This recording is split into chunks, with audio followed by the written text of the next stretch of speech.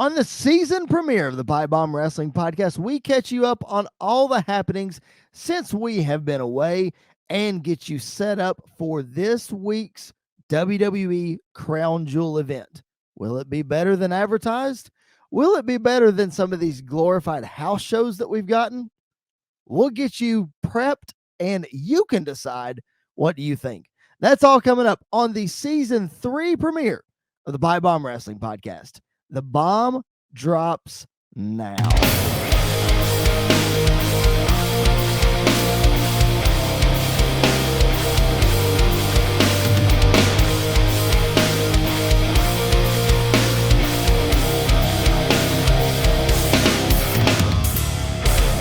Hello and welcome to the season premiere of the PipeBomb Wrestling Podcast, the show that is for the fans, by the fans. I am your phenomenal host, Mr. Podcasting, Chris Belcher.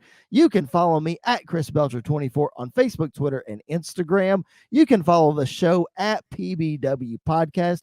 Please make sure you do. We love the fan interaction. This show is for the fans, by the fans. We want to talk about what you want to hear about. So make sure you chime in on social media, hit that follow button, and give us some feedback. We would greatly appreciate it. Once again, my name is Chris Belcher, and joining me, as always, the co-host of the PipeBomb Wrestling Podcast, the indie darling, and my favorite nickname of all, the Young Buck, Mr. Andy York. What's happening, man? Good, man. I'm glad to be back and glad to be healthy again and ready to roll into it, man. Hey, man. Health and wealth right there. Sure. Let me just tell you. We've taken a couple of weeks off here because we are now glad to announce that we are part of the bodyslam.net family. Thank you so much to Cass and to Trent and all the Body Slam crew for welcoming us with open arms. We greatly appreciate it. You will now be able to find our video episodes on the YouTube channel of bodyslam.net. I'm going to flash the link up. I know that you're watching it on YouTube, but I'm gonna flash the link up for you anyway. For those of you who are just listening, you might want to write this down. It is youtube.com/c/bodyslamnet pro wrestling. I know that is a mouthful, so I'll give you the easy route. Go to YouTube, search bodyslam.net, and click on that subscribe button, and you will find the PipeBomb Wrestling Podcast. We appreciate your support over there. And we can't forget about our friends over at SportsWire Radio, because the PipeBomb Wrestling Podcast is still a part of that family as well. So every Monday and Wednesday when we drop new content, the video will be on Body Slam and the audio will be featured on sportswire.net. Andy, the PipeBomb Wrestling Podcast is rocking and rolling and hitting some new towns and some new faces. Yeah, man. It's exciting. We're looking forward to it. It's going to be a lot of fun. And, it's always fun to talk about wrestling and broadening our horizons and getting to more people and just enjoying the conversations, man. It's going to be a lot of fun. It is going to be great. We're going to throw some, if you're a longtime listener, first of all, thank you so much for your support. We would not be where we are without your word of mouth, without you buying a t-shirt, without you commenting on social media or sharing our show. We would not be where we are without you. So thank you very much. Please continue your support of the show in whatever platform that you want to listen to us.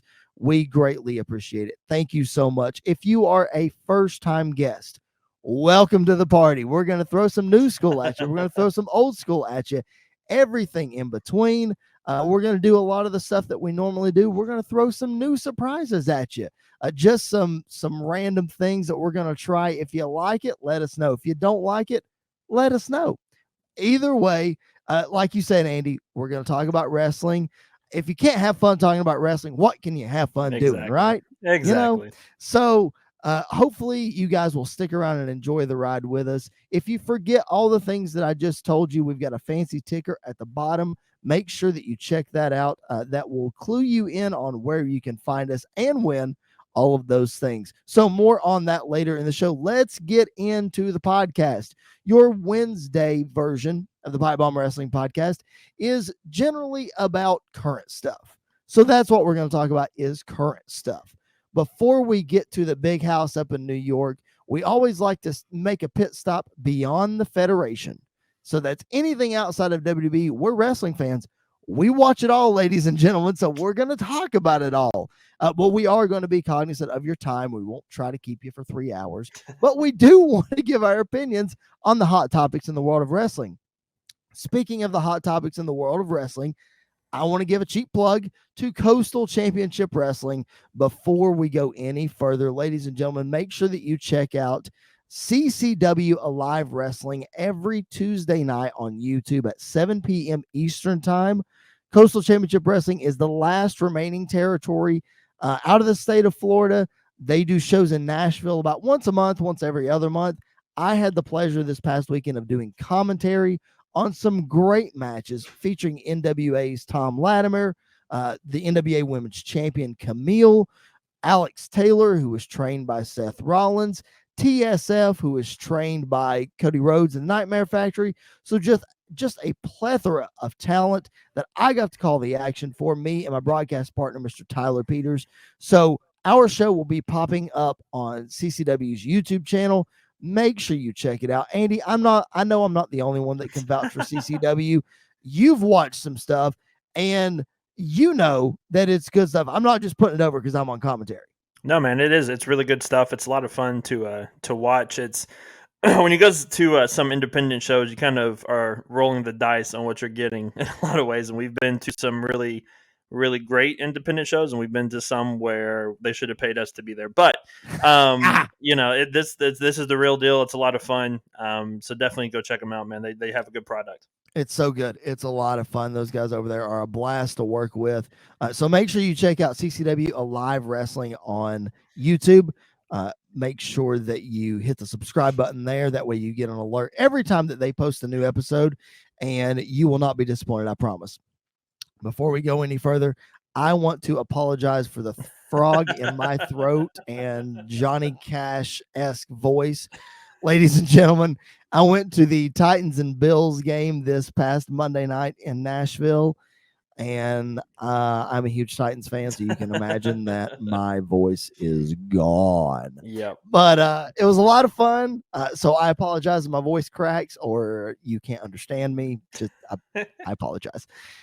Before we go into AEW specifically, Andy, I want to throw this to you. We mentioned, I think on the last episode that we did about Roads to the Top, the reality show with Cody and Brandy Rhodes that was coming. It seems like it's going to be a short season. I haven't caught up on all of it, but I have watched some of it. Mm-hmm. Have you guys watched it? I know you mentioned possibly checking it out.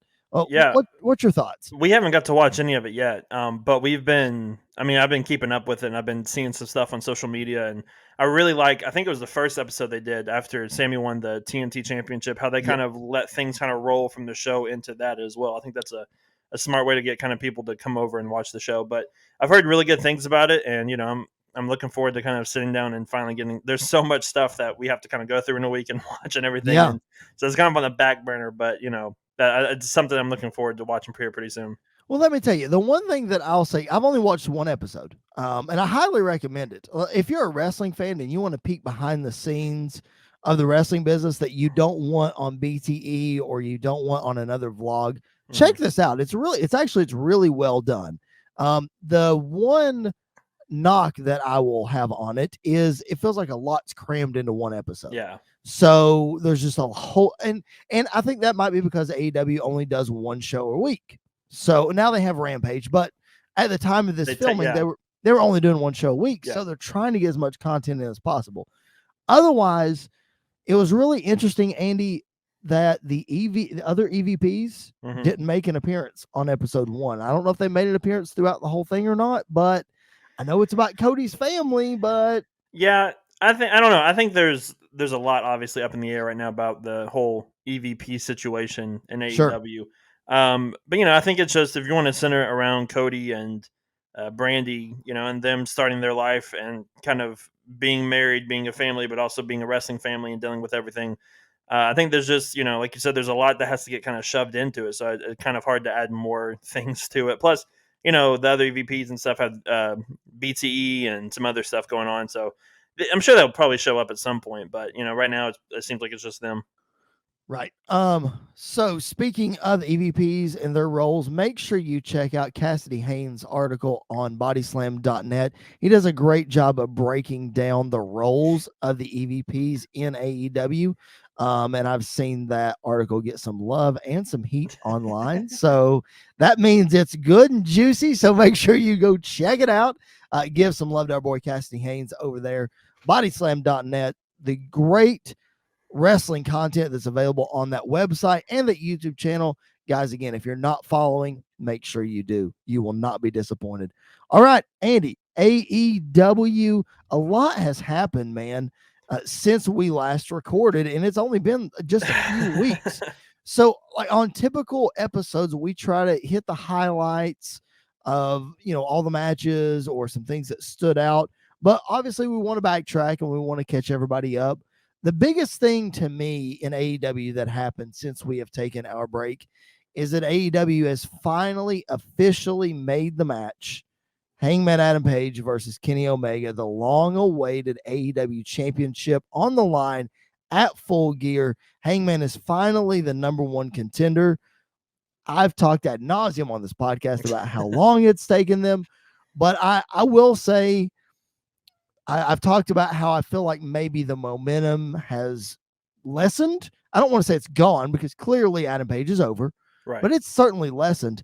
But man, that promo that he pulled out on Wednesday night, he got that crowd rocking and rolling. And this match is I think it's gonna live up to the hype.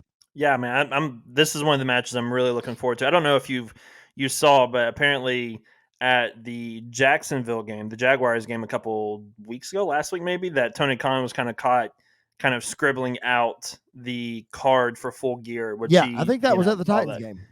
It might have been, yeah. So he was writing all that out, and this was definitely the top part of the match, the top match that everybody wants to see, the main event.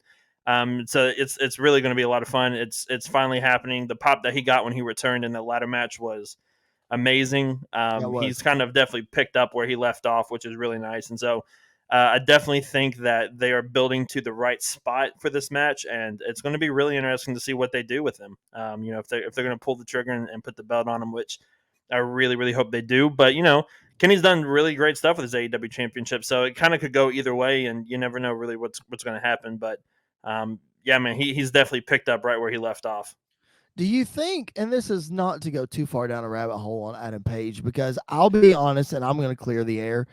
I can't speak on a lot.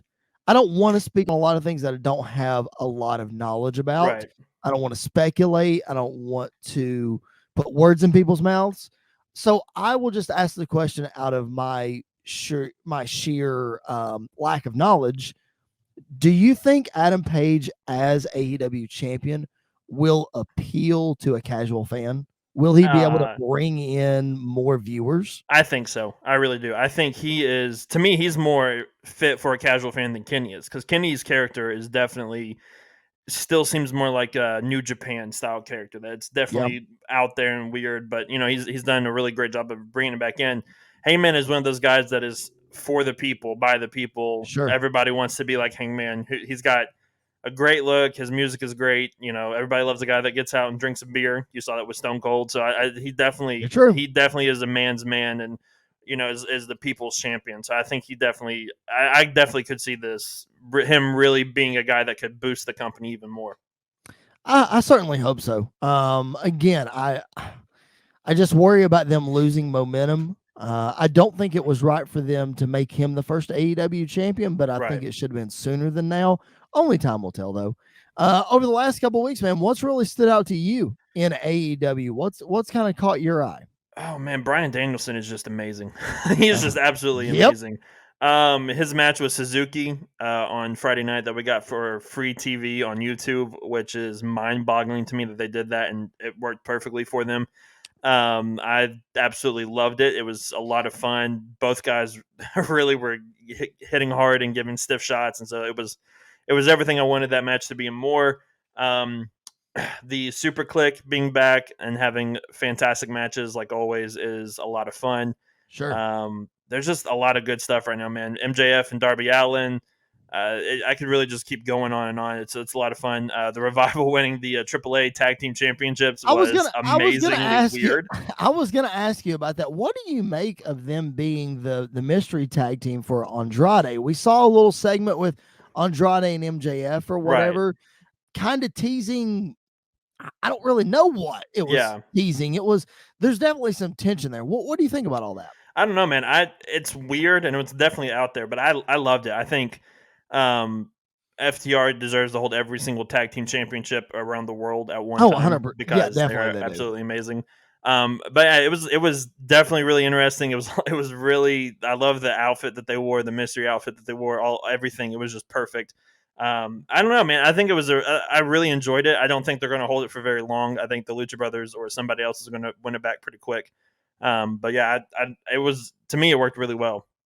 And you mentioned MJF and Darby Allin. I really enjoyed the MJF Sting segment from this past week. I'm not normally a fan of how AEW uses Sting. I think they've watered him down. Ugh, kills me.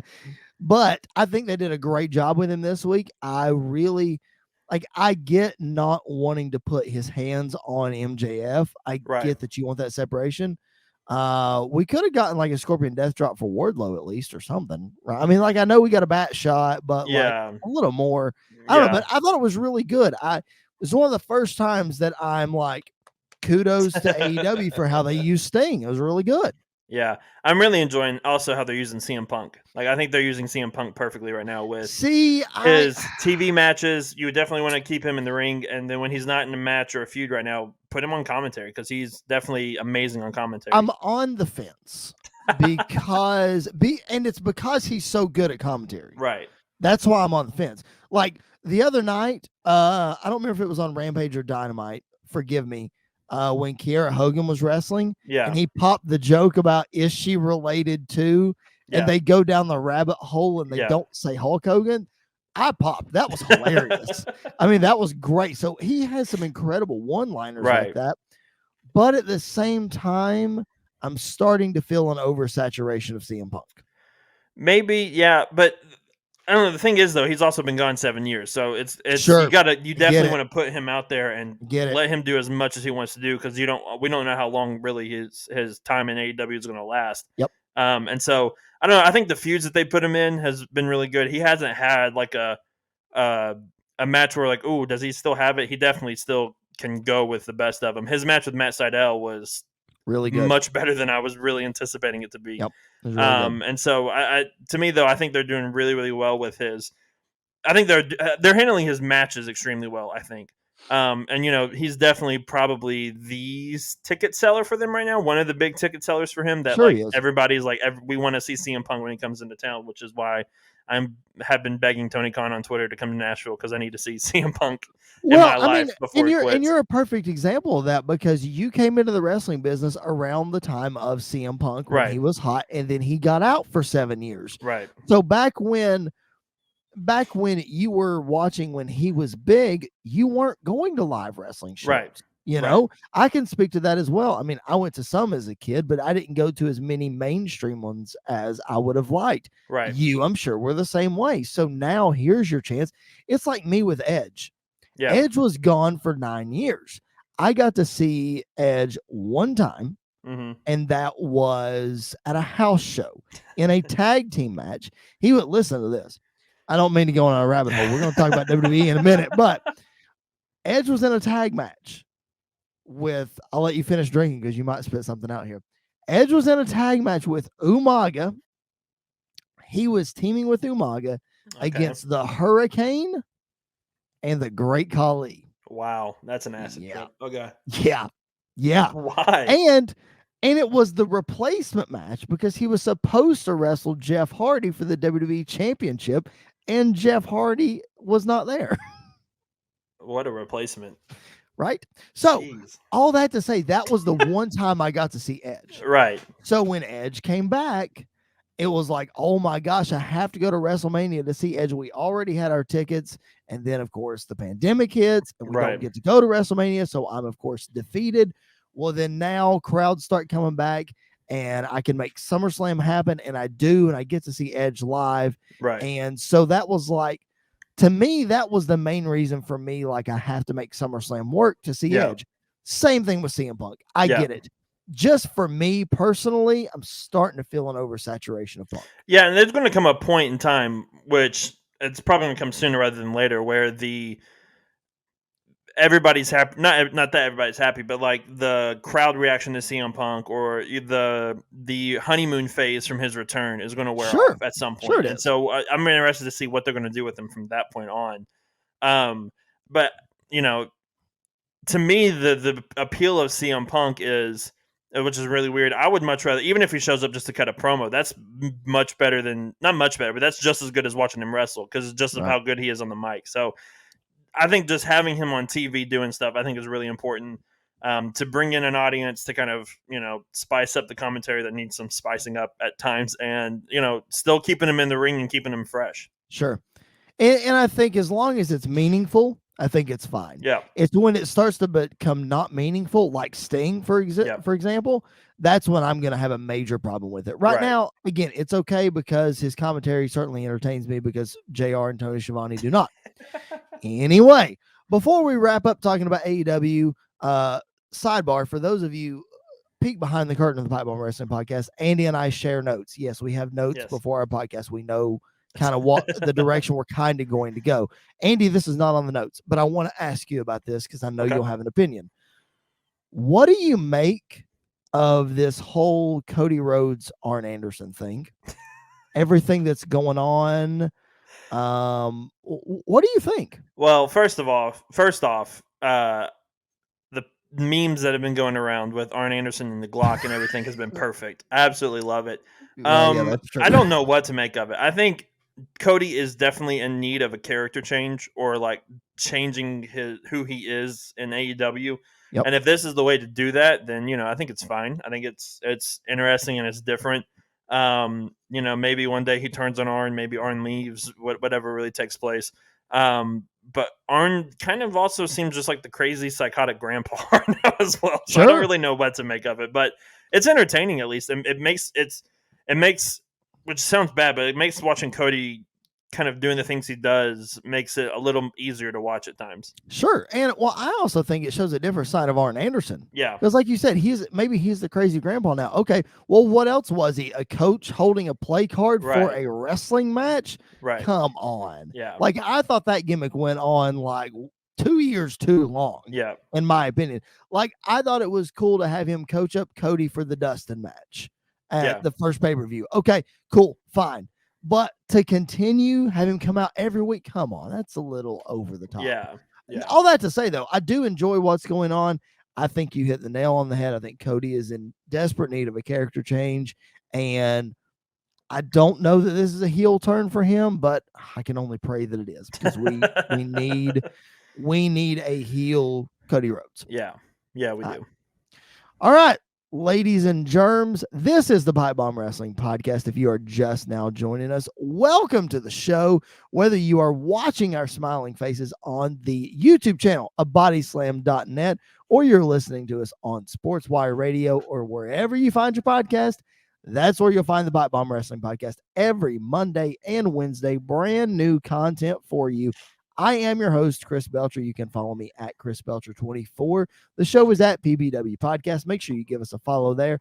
I am joined by the indie darling, the young buck, Andy York, and we have just ran through the gauntlet of AEW over the past couple weeks since we have been out, because in case you missed it, this is the season 3 premiere of the PipeBomb Wrestling Podcast, and now we are going to preview everyone's favorite WWE show of the year, the glorified house show that is Crown Jewel from the Kingdom of Saudi Arabia.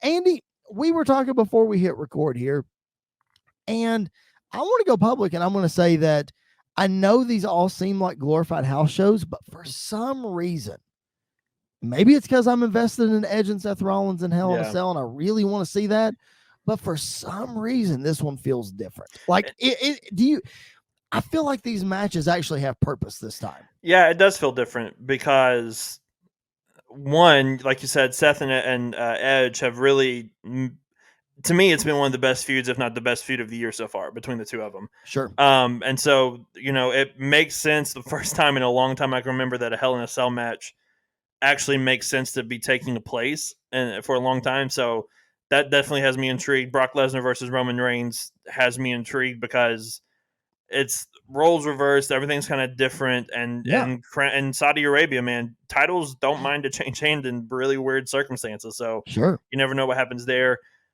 Honestly, and this is kind of, I've been very vocal about this on watching Goldberg over the last few years, which, by the way, Nashville, we're always in Nashville a couple weeks ago. The only person probably booing Goldberg in the entire building was me, Yes, which I that was is fine true. with. I was definitely fine with. But like Goldberg's having a match that feels important that's not for a championship, and that's awesome. Like that's really Yep. important. If I'm expecting Goldberg to beat Bobby, and if he does, it's not going to hurt anybody really. So Right. I'm fine with that. The King of the Ring tournament actually feels important this year because it's not kind of just thrown together. It kind of is thrown together, but it's working much better. And Finn Balor versus Xavier Woods is a matchup that I did not know I really wanted to see, but it's going to be pretty. It's going to be really good. Woods Yep. is a lot better in the ring than a lot of people realize. Sure. He The definitely only doesn't get enough credit. the only issue, and it's not really an issue, but the Queen's crown or whatever has definitely not been handled as great as a lot of this other stuff. So that's like one of the low moments, I think, to me. Not because Well, of who's in it, just it's hard to get a tournament over when each match is only like a minute to a minute and a half long and everything like that. But well, you're right, this does feel very different than before. here's what I'll say about the King of the Ring and the Queen's Crown tournament. I get that they want to do something special for Saudi Arabia. They always do. Right. That's fine. I'm in favor of that 100%. And you mentioned the women's matches, especially not being handled well. I think that, and it'll depend on what Xavier Woods does, because I fully expect Xavier Woods to win the King of the Ring tournament. He should. Yeah. As far as the Queen's Crown tournament goes, I think that one is so geared towards a gimmick specifically. Yeah. That they're just trying to get through it so they can get to the gimmick. Yeah, I can see that. But I'm honestly I'm expecting if Woods wins, I'm expecting him to take the King gimmick as well. I'm not saying that he won't. I think you're right. They're definitely building this. I'm kind of a spoiler on my prediction, but I definitely think they're building this for Zelina Vega. 100%. It's Zelina because 100%. it has to be, and she deserves it. She has been definitely mishandled over her tenure. I mean, her match getting cut on 9/11 was definitely tone deaf, and this may be a way of making up for it. Sure. But you're right. I definitely think it is getting to that point, but I still think you could have done a lot more with this. Like having Carmella lose to Liv Morgan, or Liv Morgan lose to Carmella, I think was a boneheaded decision because Liv Morgan, definitely a lot of people want to see Liv Morgan succeed and do well. And I think this would have been a great way. Even if she loses to Zelina Vega, you still build her up. You can still build up a lot of stars. And it just seems like they're just, like you said, kind of rushing through this to get to the end. Right. That's the only real knock that I have about this. I mean, the Carmella thing, it is what it is. Yeah. I mean, I don't think she needs the gimmick. She would be perfect for the gimmick, but she doesn't need it. Right. Because she is good enough. I'm not saying Zelina Vega's not, but Carmella is good enough clearly to get her own character over. She's established enough to do it, and Zelina's not there yet. Right. And to your point about Woods, 100% he's going to be the king, and he's going to take this gimmick, and he's going to run with it, and it's going to be fine, right? As he should. Yeah. But like you said, my point is that the women, they're just trying to roll through it to get to it. I don't like that it's Dewdrop. Of course, it shouldn't be Shayna Baszler either. Right. They definitely booked themselves into a corner there. Honestly, they should have found a way to do Liv Morgan versus Zelina Vega in the final. Yeah. I feel like that should have been it. But regardless, back to your point about Goldberg, not about booing him in Nashville or whatever, but in Nashville, we saw the announcement of the no holds barred stipulation for the match. The announcement was made by Bobby Lashley. That doesn't make any sense to me. Like Goldberg is the one with the beef. Yeah. Goldberg is the one making the challenge. Goldberg is the one that has openly said several times he wants to kill Bobby Lashley. Yeah. So, like, why would he not be the one to say, I can't have a match with you unless there's no rules, unless, I have a license to kill or Unsanctioned or whatever. Yeah. whatever. Yeah. Like, why did they make Bobby do that? That's just weird. Well, I don't know. Part of it may be that they're trying to make Bobby look strong by being like, here's the stipulation that's not really going to help me, but still, it doesn't. Like you said, it doesn't make a whole lot of sense. I think Goldberg definitely could have just come out and said, "I'm going to kill you in a no holds barred or Extreme Rules or whatever match."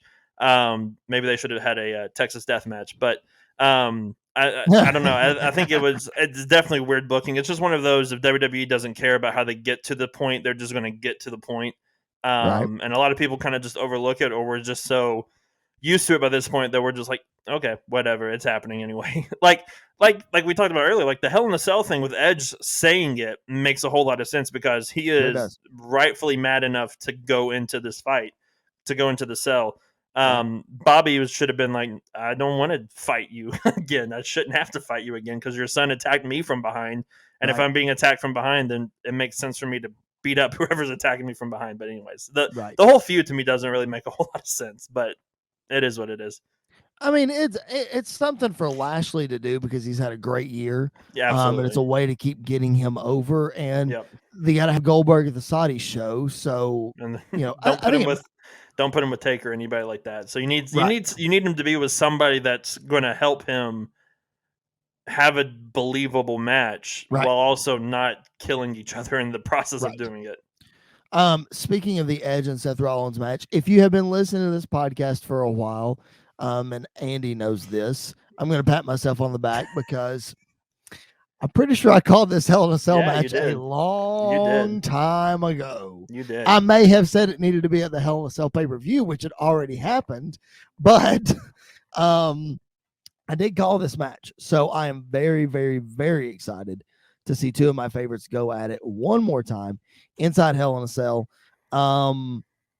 Let's talk predictions for a second. Okay. It seems like that things are kind of lining up for Sasha Banks to win the SmackDown Women's Championship. If Bianca should have won the title. I don't understand why, if you're going to have Bianca versus Charlotte. Here's why. Because if they would have done that, it would have been blatantly obvious that Sasha's going to win. Yeah, but sometimes it's fine to be obvious, I think. I get why they didn't, but I don't know what they're going to do because now both titles are going to be on one show. And no, if Sasha wins the SmackDown Women's title, she takes it over there. She's still on SmackDown. Yeah, this is for the SmackDown Women's and title. Charlotte's on SmackDown, and Charlotte's the Raw Women's Champion. Right, well, they'll figure that out. Right, but that's what I'm saying. Like, I think you could have found a way to have Bianca win the title on Monday night and then find a way for this match to still go on. And I don't know. But I see what you're saying. I don't know. I still think Becky more than likely might retain. Or Bianca pick up the win. To me, it seems like one of those two before Sasha, but it would not shock me if Sasha actually did come out with the win. I think Sasha, because I want to see, let me make sure. Yeah, I want to see Sasha's first contender be Shayna Baszler on SmackDown. Yeah. I mean, give her a good heel because apparently they're pushing her to be a babyface because they don't really have any big women babyfaces on SmackDown. So put her with Shayna Baszler. I think that'd be great. But I'm like you. I do expect Becky to win. I just think they're setting this up so that Sasha can win. Get that big win back, especially since she missed SummerSlam. I don't know if she was supposed to win there or not, but get that big win back, get the title, be the face of the women's division on SmackDown, and we all ride off into the sunset. Yeah. However, I think the right move is for Becky to win and then have her and Charlotte just switch titles. Yeah. That's what I would do. Yeah, I could see that. And I think that's probably the way they're going to go. Unless they can find the more intriguing way of putting the Raw Women's Championship back on Raw or whatever. But I think that's totally fine. I think that's probably more than likely the way that they're going to go. All right. Another prediction that I want to get, and this is such a convoluted situation that anything you say is very, very, very plausible, and it might actually happen. I'm talking about the Universal Championship between Roman Reigns and Brock Lesnar, and whose advocate is Paul Heyman? No. It should have been Paul Heyman on a pole match, I'm telling you. Oh, it definitely should. My goodness. What do you expect, man? What happens here? Chaos. I think chaos Yeah. absolutely happens here. I I think what's going to happen is Paul is going to act like he's going to help Brock and then turn on Brock and stay with Roman, because to me it makes more sense for Paul to stay with Roman. And I think they're going to build this because if you read the dirt sheets and you read everything that's happening, Right. apparently The Rock isn't going to happen. The Rock versus Roman more than likely won't happen at this WrestleMania, and they're probably saving it for Boo. Hollywood, which Boo. kind of makes sense. But yes, I'm not It happy makes about that either. total sense, but Yeah, boo. yeah. Um, so I could honestly see them build towards Roman versus Brock again at WrestleMania this year, because I don't know of another worthy challenger for Roman for WrestleMania. And so I think Roman's more than likely going to win here. Paul is probably going to align himself with Roman to kind of push Brock to the side, because we don't even know if Brock's telling the truth about all this stuff. So we don't know what's really happening right now. But I'm expecting absolute maniac and chaos and destruction happening everywhere during this match. Yep, I do too. Let me ask you this. If some scenario were to happen, let's say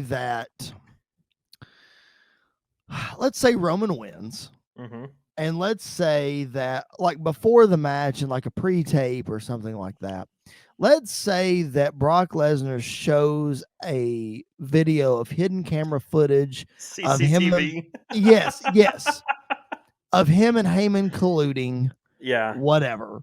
Yeah. And then Roman still ends up finding a way to win, whether he Yeah. beats Lesnar clean or not. I don't Yeah. know. Let's say Roman still finds a way to win. Well, let's say that in the aftermath, Brock Lesnar goes away, as you said, but Roman also kicks Heyman to the curb. Does that improve Roman's character at all? Does it make you more or less intrigued with him?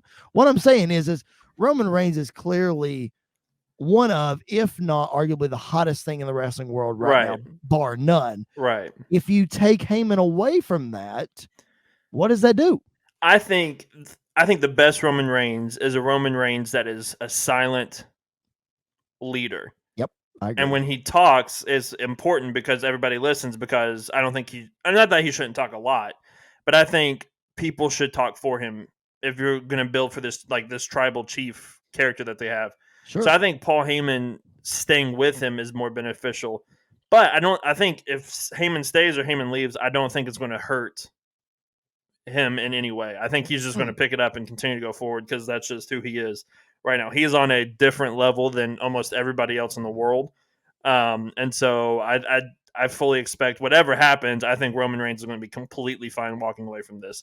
I also said the same thing about The Fiend against Goldberg and The Fiend against Seth Rollins, and I was wrong about both. So I'm expecting to be wrong about this as well, but that's where I'm going. But think about what you just said about Roman Reigns. Yeah. And think 3, 4, 5, 6 years ago. Do you ever think those words come out of your Oh, mouth? you've seen me at your house almost physically sick watching Roman Reigns win some matches. Uh-huh. And like being livid about it. And Mhm. now it's like, oh yeah, Roman definitely should win, and I'm fine with Roman winning.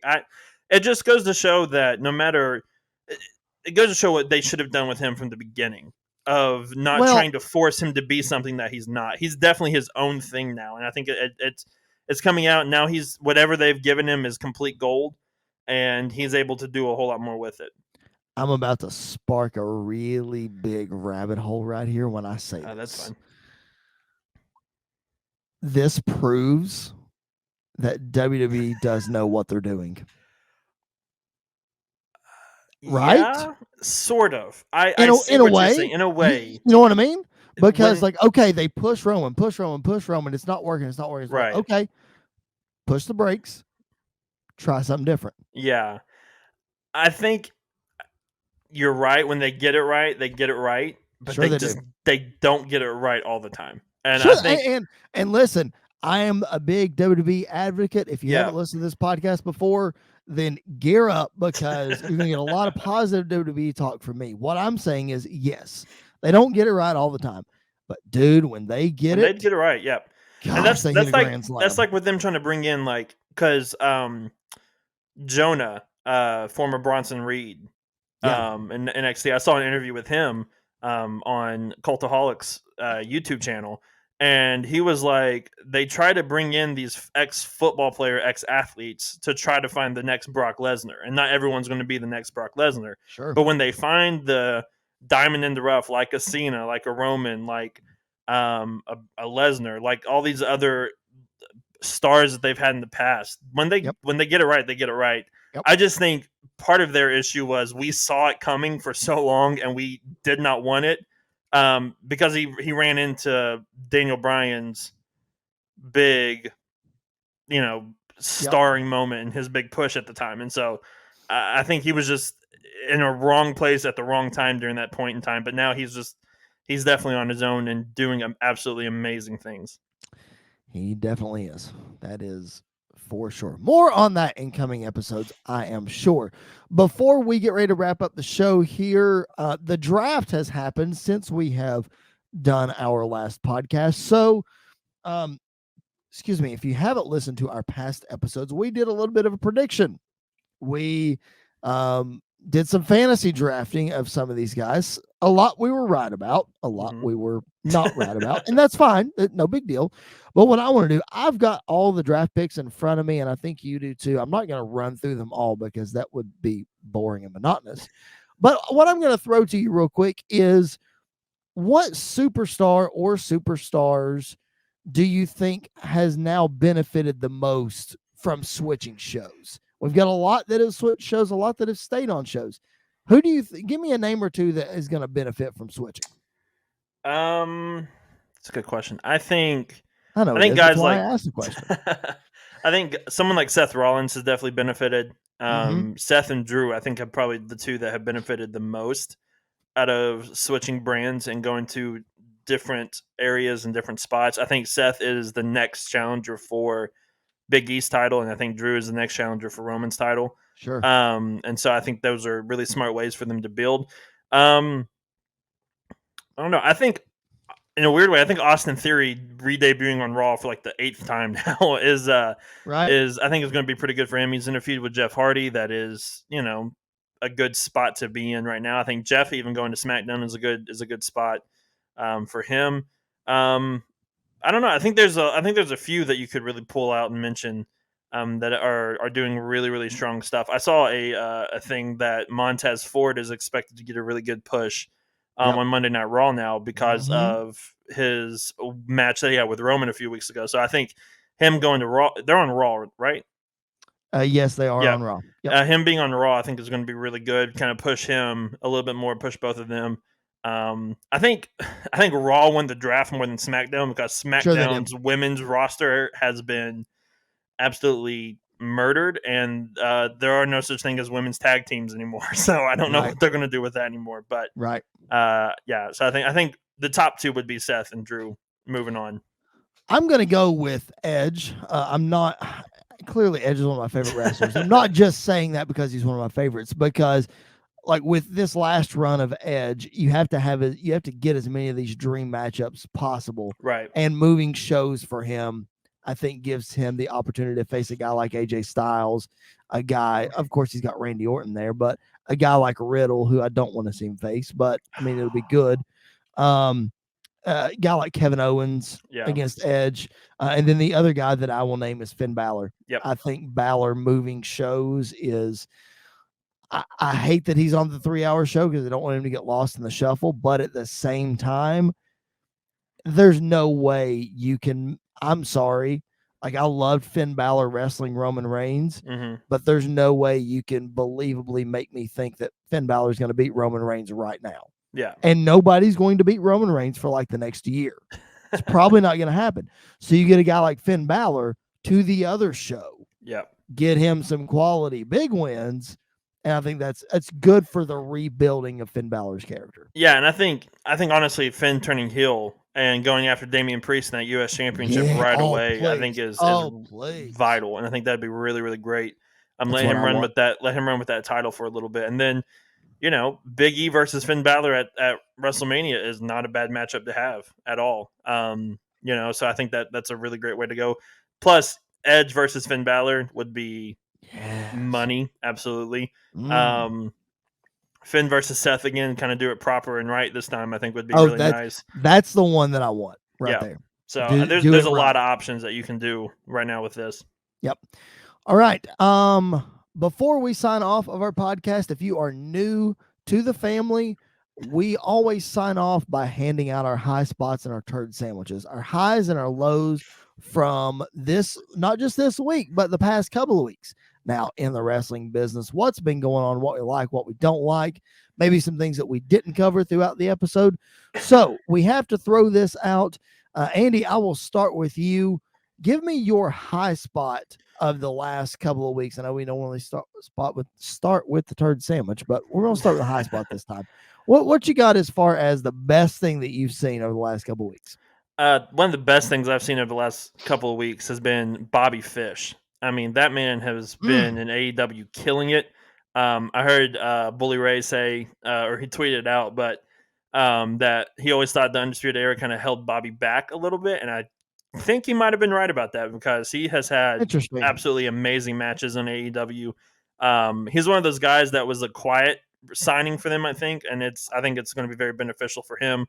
And he definitely adds a lot more to that company. So I think Bobby Fish has been killing the last week, 2 weeks in AEW. My high spot of the last couple of weeks is going to come from this past Friday's SmackDown, and that is the street fight between the Street Profits and the Usos. Holy cannoli, what a match. This is clearly the two best tag teams in the WWE, and they gave them the spotlight. They let them have their moment, and those guys delivered 1000%, man. I loved that match. I thought it was fantastic. Just I can't say enough about that. I'm telling you, man, the Street Profits have definitely come into their own. I Oh remember, like even in NXT, they were popular, but I was not expecting them to be what they are. Exact same. And it's just absolutely amazing. I think I've said this, I've heard this before, and I've said it too. I think Angelo Dawkins is one of the most lucky men in the world to ride Montez Ford's coattails for a while, but I think Angelo's coming into his own too. So I think he is. I think both guys are really strong. I think they can be single stars if they ever split them up. I think they should just kind of go their own way, not break up or anything. Just kind of go do their own thing for a little bit, maybe come back. But I think it's going to be great when they do. I just feel like Angelo needs a second. I'm not saying he can't do stuff on his own, but like his personality comes out better with somebody else. Yeah. For him to feed off somebody. Absolutely. Not taking anything away from Montez and what he's going to do as a singles wrestler, because that dude, woo. Yep. All right. Your turd sandwich, and I'm throwing to you first because I got to come up with one. So your turd sandwich of the last couple of weeks. What you got? Oh man, I'm tempted to put NXT on here, but I'm not going to. Ooh. I'm going to say, and this is a thing we've talked about before, the rematches that we've gotten the last 3 weeks on Raw have been brutal. Big E and Drew, I understand they're both baby faces, and you can't do a whole lot with them, but this will they or won't they coexist thing is ridiculous. And you can even kind of go into NXT with it with Tommaso Ciampa and Braun Breaker, which I'll go on record and say I think I was completely wrong about Braun Breaker. He is actually a lot better than I was anticipating. So I think he's going to be a future star in WWE. But putting them in tag matches, seeing if they will coexist, 1 week is fine, but 3 weeks in a row building into a pay-per-view is way too much. I agree with that. And I get that you can't do like you're not going to do a singles match with them. You could do like I don't know, some sort of goofy challenge or something. I mean, just let them cut promos. Yeah, both those guys have incredible personalities. Just kind of let them go a little bit. Yeah. I guess if I have to pick a turd sandwich, I'm gonna pull way back or go way back in the back for this one. Okay.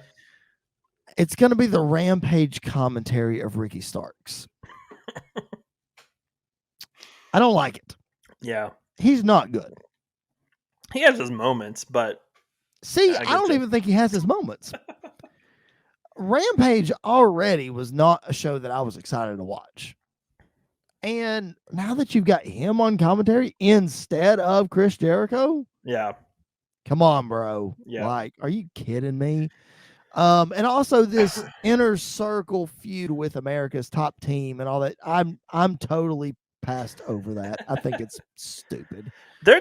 I'll say this though, they're not as bad as I was expecting them to be. The MMA guys. I think they're going to be better than anticipated. They're having fun. You can tell they're having fun, which is great, but Sure. they need to move on and do something else. They definitely do. This. I mean, you're going to get like a big 10-man tag at Full Gear and whatever, Probably, yeah. but gosh. All right, man. That is going to do it for the first episode of season 3 of the PipeBomb Wrestling Podcast. Make sure you keep up with us on social media. He is at Andy_PBWP. I am at Chris Belcher 24, and the show is at PBW Podcast. Make sure you follow us. Make sure you like, subscribe on bodyslam.net's YouTube channel, because that's where you're going to find us each and every Monday and Wednesday, and for a little while, Fridays. So we're going to be dropping brand new content for you for 3 days of the week. That's going to be exclusive to the YouTube channel. Coming up this Friday, you're going to get a post-show of WWE Crown Jewel. We're going to talk about what happened. You're going to get that on the YouTube channel. And then the following Fridays after that, we're going to do a little thing called Flashback Friday, where we take you back to some of our previous episodes and introduce the bodyslam.net audience to what the PipeBomb Wrestling Podcast is. Maybe you've missed some of our stuff. We're going to pull some stuff way back from the archives. Some of it might not have actual video. You might not actually see us, but you're at least going to hear the great content that we have available for you. So make sure that you hit that subscribe button. And we're not going to leave out our Sports Wire family. We're always going to be dropping brand new episodes for you on Mondays and Wednesdays. And this week, you'll get that Crown Jewel post show as well. Coming up, that's coming up on Friday. Coming up on Monday, we have a special treat for you. We talk about doing our old school shows on Monday, because there's something for every wrestling fan on the PipeBomb Wrestling Podcast. We're going to do our old school shows just a little bit different. We're going to call them Old School 101. It's going to be like a wrestling history lesson show, so to speak. So on Wednesdays, I normally navigate the ship. On Mondays, Andy is going to navigate the ship. Since he's the young buck, he's going to be posing the questions my way as we talk some old school stuff. This Monday, it's going to be a history lesson about Halloween Havoc. And that's right. There's going to be a lot of questions asked on my part. Halloween Havoc is a fun topic. That's coming up next week, produced from NXT. So we will be talking all about that on next Wednesday's show. But Andy, Old School 101, not only some old school WCW stuff, but I'm excited for you to dive into the history books of wrestling and learn some stuff. Yeah, man. I have vague knowledge of a lot of stuff. And so it's going to be nice to kind of dive deep into some really cool stuff that I have seen from Halloween Havoc, and some stuff that I thought I was dreaming, or I didn't know what was happening. So WCW in the 90s was something all of its own, and it's going to be a lot of fun to talk about that. And WWF, and what was it? WWW? Was it WWWF? Yes. So yeah, so a lot of stuff. So a lot of stuff. We might even dive into some ECW. Oh yeah, that's just some crazy stuff. It'll be good. So make sure you mark your calendars every Monday, Wednesday, and for the foreseeable future, Fridays. Brand new content wherever you find the PipeBomb Wrestling Podcast. Andy, anything else you want to add before we sign off, brother? Nah, man, just a lot of fun. Glad to be back, and it's always fun to talk pro wrestling. It is good to be back, ladies and gentlemen. This has been the PipeBomb Wrestling Podcast. Make sure you follow us wherever you find your podcast. Most importantly, head on over to ProWrestlingTees.com and buy yourself a fancy PipeBomb Wrestling Podcast t-shirt that looks just like this. There's a couple more designs over there and many more to come. So make sure that you support our show in that way. Follow us on social media, like, comment, review, subscribe, all the things. We greatly appreciate your support. Welcome to the show. Season 3 is just beginning. We cannot wait to take you on this ride. For Mr. Andy York, my name is Chris Belcher. Thank you so much for joining us. We will catch you guys down the road.